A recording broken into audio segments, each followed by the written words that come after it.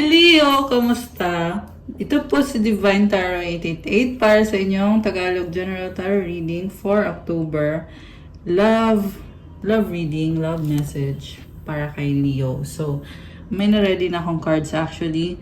And you have someone hurt. May person dito na nasasaktan at naliliwanagan.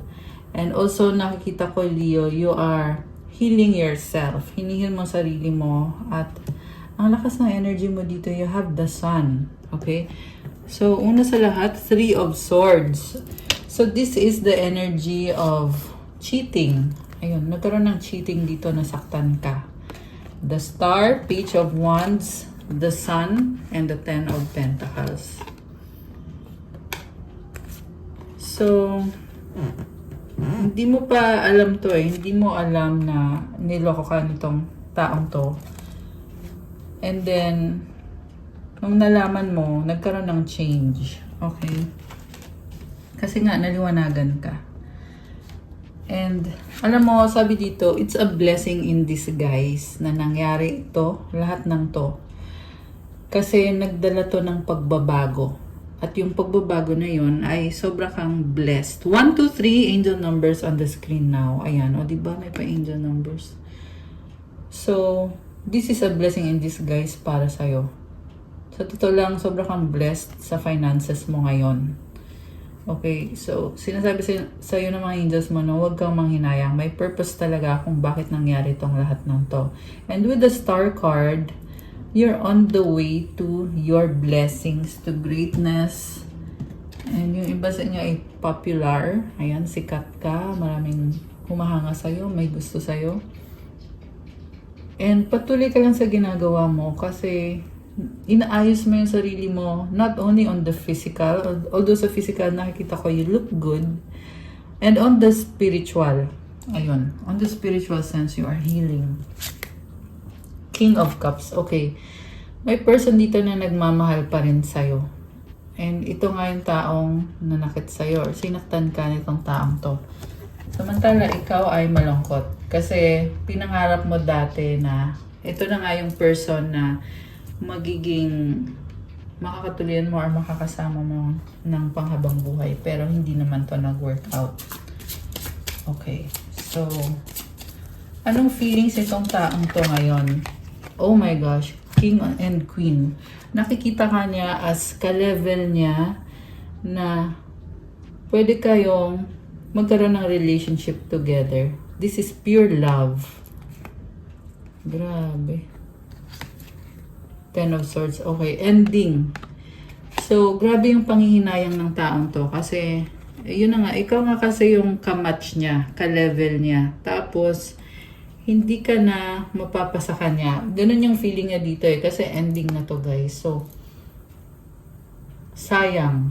And also, ang nakikita ko dito, ngayon, na napatunayan na niya na ikaw nga yung kailangan niya, pwede na siyang magsimula ulit. So, ang nakita ko is nagpaplano tong taong to na magkaroon ng bagong simula sa inyo. Kasi nga, na-judge ka niya in the past. Binackstab ka nitong taong to. Akala niya, ganito ka. Pero, yun pala, natauhan siya na napaka-pure mo. At ikaw yung taong hanap niya. Okay, so ngayong natauhan na siya, huli na ang lahat. Ending na. Okay, tingnan natin tong card na to. Gusto mo mabas eh. Knight of Wands. So, hesitant siya eh. Although this is the kind of person na once na-realize niya yung pagkakamali niya, gusto niya agad baguhin at ayusin. Kaso lang, huli na ang lahat. And this is also the person na malandi. Sorry sa word guys. Kasi yung nakita ko dito eh, malandi siya. May mga options siya. At this person did not treat you the way na dapat i-treat ikaw. Okay. So, ibig sabihin kung may iba siyang kalandian, tapos nadamay ka, 'di ba? Ginawa ka niyang ganun din, ka-level din nung ibang kalandian niya, which is hindi dapat kasi iba yung level mo. Kasi tingnan mo may star ka dito. you're like a goddess. You shine. You're like an angel. So, samantala, itong si King of Cups ay merong ibang person naka-deal. Strength. So, tinitiis mo eh. Sa totoo lang, nagtiis ka nga dito sa taong to. Hinintay mo siya ng matagal. Kung aayusin ba niya yung connection niyo o hindi. Pero hindi naman nangyari. And dumating sa point na kailangan mo na ding ipaglaban yung sarili mo. And it's showing your inner strength. So, the way you fix yourself and you fix your life is through your career, yung pagiging practical mo. Yan din yung tumutulong sa'yo para magkaroon ng progress. So, yung blessing na natanggap mo ngayon, itong October na to, pinaghirapan mo yan. Okay? Yan yung nakikita ko dito. You are very hardworking. So, ayan, congratulations. Kasi, sobrang daming biyaya sa finances. Comment, claim abundance, claim wealth. Ayan, mga Leo. Kasi yan yung nakikita ko talaga dito. May blessing ka sa kaperahan mo. So, kung hindi mo pa ramdam to, malamang ramdam mo na talaga. Pero kung hindi mo pa ramdam to, ngayon, pwede mo nang i-claim ngayon kasi lumabas na sa reading natin. Ayan, so, comment, claim wealth, claim abundance para sa mga Leo. Okay, 5 of Cups. 4 of Wands. Okay, someone is missing you. Luhaan, Judgment, and the Moon. Oh, intense na emosyon na. So, grabe. Alam mo, this could be both of you. Okay, na intense yung emosyon dito eh. Intense yung panghihinayang. At gusto kang i-confront or baka ikaw gusto mo siyang i-confront. Gusto magkaroon ng pag-uusap at pagbabalikan, pagkakaayos. So, itong 4 of Wands is about passionate connection. Okay, which is yan yung iniisip nitong taong to na gusto niya magkaroon ng passion dito sa connection nyo para ma-heal yung misunderstanding niyo or yung disagreement nyo. Okay. So, sa totoo lang nakikita ko, malaki yung chance na magkaayos kayo na itong taong to. Pero depende pa rin yan sa gagawin. Kasi mukhang the damage has been done. Diba? So, kung gusto mo magkaayos kayo, yeah, there's a chance na mangyari yon. Siyempre, depende sa gagawin mo. Kung ayaw mo naman, then, decision mo naman yan. Kasi okay ka naman eh. Hindi mo naman kailangan itong taong to. Okay. 5 of Pentacles. Okay. This is very challenging. Actually, parang naka-reverse to. So, ang nakikita ko nangyayari is hinahayaan lang. Hinahayaan lang yung sitwasyon na ganyan. So, decision nyo naman yun kung hahayaan nyo lang, kung hindi na kayo makikipag-reconcile, pwede nyo namang gawin yon. Okay. Ano nga ba ang mga energies connected dito sa sayo at sa person mo? Okay, tumalon siya. Star, your hope and optimism are a powerful love magnet for you right now. Okay, sa totoo lang makakahanap ka pa ng iba. Kasi very magnetic ng energy mo. Yan ang sabi dito. Adventure, seek adventure together. It adds excitement to your journey. Wow! So, travel. Dreams. Look to your dreams. They hold all the answers you seek. In-enjoy mo lang yung life mo talaga. At marami kang idea kung paano. Like, gusto mo mag-travel, gusto mo mag-adventure, kung anong klaseng adventure man to. Nagdadala siya ng healing sa'yo. And I feel like ito na yung magiging kasagutan sa tanong mo. Yung maging independent ka at tuluyan ka ng tumalikod sa taong nanloko sa'yo once. Okay? Kasi nakatalikod ka na dito. And ito na yung pangarap mo para sa sarili mo. Okay? Ikaw na din mismo yung mag-heal sa sarili mo. Kasi, divine timing. Trust in divine timing. Love arrives when it's meant to. Okay.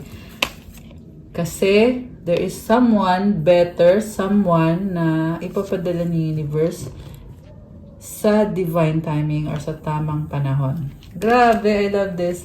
I love how optimistic you are. Knowing na pwedeng palitan itong taong hindi naman naging loyal sa'yo. Toxicity, toxic relationships can drain your energy and self-worth. Be aware. Okay. So, mas mabuti pang alisin mo sa sistema mo itong situation na to at talikuran mo na ng tuluyan kasi sa tamang panahon, merong paparating na bagong person. Yan yung nakikita ko for you.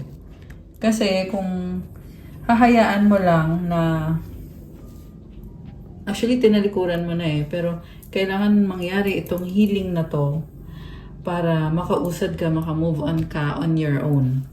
Leo. Okay. Actually excited ako para sa'yo sa totoo lang.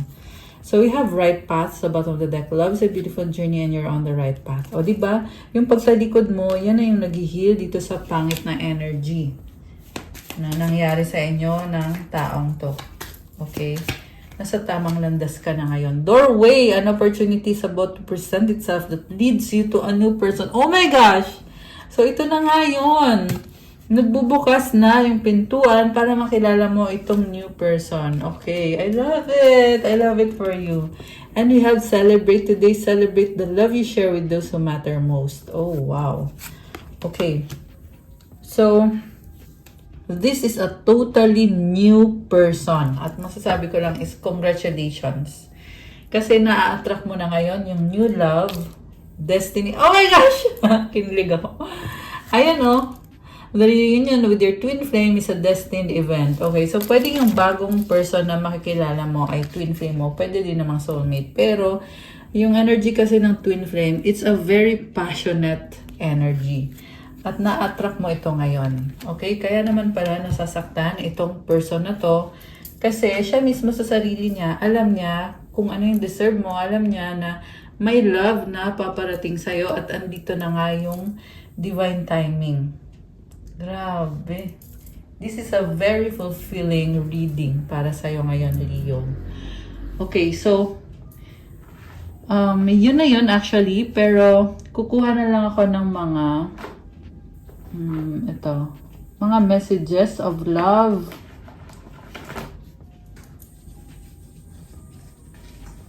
Okay, wait lang. Okay, messages of love para sa mga Leo. Okay, ito. Forgiveness. Stop focusing your energy on past events. For life is too precious to waste. You create your reality by what you think, dream, and imagine. Okay. So, kung mayroong mga Leo na iniisip nyo pa yung taong yan, sabi dito, wag daw mag-focus doon. Yung energy mo daw ay gamitin mo sa reality, sa creation of what you want to happen in your life. So, parang warning to sinasabi sa'yo ng angels mo na huwag mong sayangin yung energy mo dyan sa mga nangyari or dyan sa taong yan. Okay? It's a reminder. And then, we have, the past is now behind you. Release it and embrace new possibilities. A new path is now available to you. Follow it with faith. O, diba? So, very clear ng message. Tapos na daw yung nakaraan. Bitawan mo na daw. At yung mga bagong possibility, yan na daw yung i-embrace mo. May bagong landas na para sa'yo ngayon. So, kailangan mong sundan yung bagong landas na yon. Okay? Comment, a new path is now available for me. I follow the new path with faith. Comment nyo dyan guys to claim this energy. My beloved, though we may be physically apart, spiritually we are always united. For love transcends space and time, nothing is missing. So this is a message from the one na para sa'yo talaga. Sinasabi dito, kahit magkalayo kayo, pero you are connected on the spiritual level. Pwede kasi yung iba sa inyo, hindi nyo pa alam talaga kung sino tong bagong person na to. Kaya, sinasabi sa'yo dito na kahit hindi mo pa alam, pero you are connected spiritually with this person. For love transcends space and time. Nothing is missing. Grabe, I love this reading for you, Leo. Okay, kuha ko kayo ng advice. Okay, advice para kay Leo. Ayan. And mensahe galing sa mga angels. Okay, ano mga mensahe ng mga angels ni Leo ngayon? 14 possibilities. Building strong foundations creates stability and welcomes in possibilities. All possibilities exist and are amplified when gratitude is felt for the foundations that are in place. Okay, mukhang busy ka ngayon. You are building strong foundations kasi masipag ka, matyaga ka. Kaya ngayon, maraming opportunity ang nagbubukas para sa'yo. Basta ikaw ay palaging magpasalamat. So, yan yung kailangan mong gawin, ay magpasalamat para sa mga blessings na andito na ngayon at sa mga papasok pang mga blessings at mga possibilities. Affirmation. Okay, so i-claim mo tong mga energies na to. I-comment nyo yung affirmation. Comment, I am grateful. I am grateful. Comment, I am grateful for all that is and all that will be. I trust in the possibilities of what I desire or something greater. Ayan, palagi kang magpasalamat, Leo. Okay, comment, claim possibilities, and comment 1414. Ayan, to claim this beautiful energy. Ito pa, 333 potential. Your chance to reach your highest potential is here. Perseverance has gotten you to where you are. You have been through so much and this guidance is here to show you that you are exactly where you need to be. Grabe.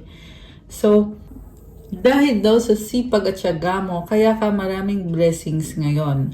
Marami ka ding pinagdaanan pero nasa tamang landas ka, nasa tamang kumbaga, tama naman yung mga ginawa mo. It's like affirming na relax lang kasi God is always with you. And then, i-comment niyo yung affirmation. My potential is infinite. I use my strength as my ally to pursue my highest good.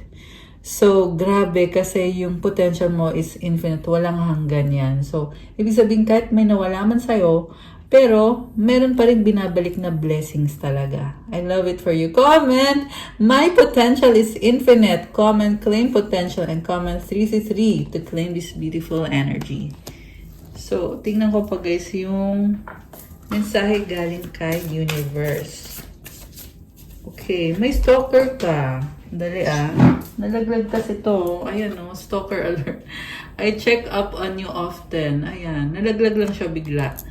Kasi kumukuha ko ng mga mensahe from the universe. Okay. So, lagi kasi na-stalk itong taong kadil mo. Okay. So, tingnan natin yung advice. Confidence! Wow! Ang ganda ng mga flowers. Divine confidence is different from the bravado of the ego. You make space for something larger to take hold. Please fill me with your confidence, oh love. Grant me courage I never knew I had. Wow, guys. So, tamang confidence lang to. Meron ka nun. And hindi mo pinipilit yung mga bagay-bagay kasi mataas ang ambisyon mo eh. And may prayer dito. Please fill me with your confidence. Ayan, so, pag may confidence ka at may courage ka, ayan, you are doing very well. Okay, comment, claim confidence, divine confidence. Ibig sabihin, galing to kay God, kaya divine confidence. So, ito yung kind of confidence na wala kang expectation, hindi mo pinipilit yung mga tao or yung mga sitwasyon, but you let God give you what it is you deserve. At confident ka na matatanggap mo yon. Ayan. And then, from the universe, oneness is my true nature. Wow! Ang lakas ng confidence mo. Oneness. May nakita kong evil eye actually. So, sinasabi dito na you are protected because you are connected to the universe. Grabe. Ang ganda ng energy mo. And then, obstacles are detours in the right direction. So, blessing in disguise, sabi dito. And, yung mga nangyaring problem, kaya nangyari yan kasi tinatama yung landas mo or dinadala ka sa tamang direksyon or ginaguide ka sa tamang direksyon. Kaya magpasalamat ka pa rin na nangyari yung mga obstacles na yan. Ayan. Okay guys, that's all for you, Leo, for your October Kapalaran Love Reading. Thank you for watching. Palike po ng video. Comment kung nag-resonate ba. Comment kung kilala niyo na ba ako or kung bago lang ba kayo dito sa channel na to. Para masagap natin yung kwento ng buhay niyo sa next na reading.